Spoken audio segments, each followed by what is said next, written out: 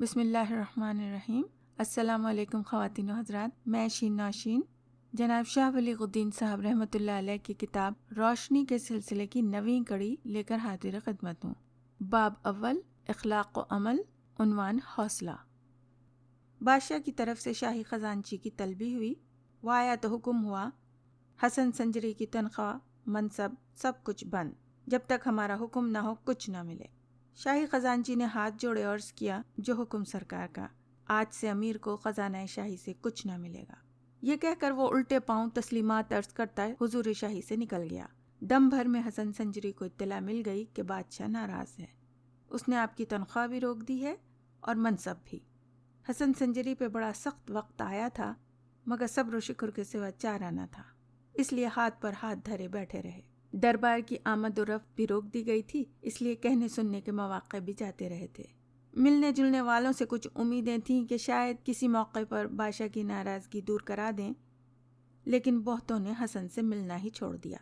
یہ دنیا خود غرضی کا گھر ہے، جب کسی پر افتاد پڑتی ہے تو بہت سے لوگ ساتھ چھوڑ جاتے ہیں۔ شاید ہی کوئی اللہ کا بندہ ایسا ہوتا ہے جو مصیبت میں دوست کا ساتھ دیتا ہے۔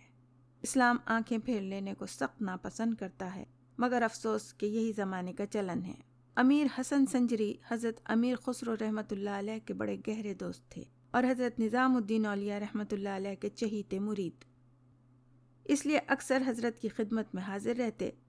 پریشانی جب حد سے بڑھی تو ایک روز اپنے پیر محبوب الہی حضرت نظام الدین اولیاء سے عرض کیا کہ حضرت، پریشانیاں حد سے بڑھ گئی ہیں۔ جامع الفوائد اور فوائد الفواد میں ہے کہ حضرت نظام الدین نے اپنے مرید کی پریشانیوں کی تفصیل سنی تو انہیں ایک حکایت سنائی۔ حکایت کچھ یوں ہے کہ ایک شخص تھا، بڑا مالدار، روز کے ہزاروں کے وارے نیارے تھے، دن عید، رات شب برات، پال کی، نال کی، نوکر چاکر، مال و منال کی وہ کثرت تھی کہ دور دور تک اس کا شہرہ تھا۔ کرنا اللہ کا کیا ہوا کہ وہ کسی معاملے میں پکڑا گیا۔ حاکم شہر تھا بڑا سخت آدمی، اس نے اتنا بڑا جرمانہ کیا کہ اس کی ادائیگی کے لیے گھر کی ایک ایک چیز نیلام ہو گئی۔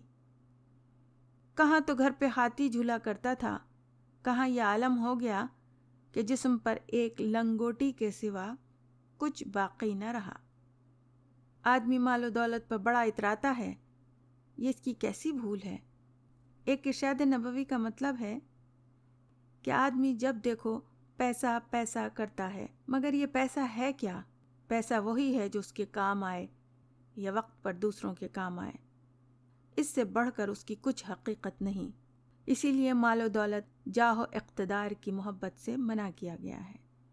ہمیں بتایا گیا ہے کہ یہ سب اللہ کی امانتیں ہیں، اگر ہم نے ان کا استعمال صحیح طریقے سے کیا تو ان میں برکت ہی برکت ہے، ورنہ قدرت کی طرف سے ایسی مار پڑتی ہے اور ایسے نامعلوم طریقے سے کہ آدمی مارے افسوس کے ہاتھ ملتا رہ جاتا ہے۔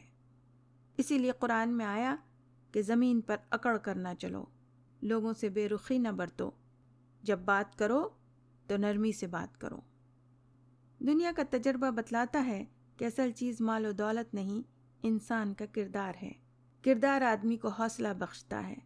حوصلہ ہو تو آدمی مصیبت میں بھی نہیں گھبراتا، حوصلہ جاتا رہے تو کہیں کا نہیں رہتا۔ حسن سنجری حوصلہ ہار رہے تھے، حضرت نظام الدین اولیاء نے ان کا حوصلہ بڑھایا۔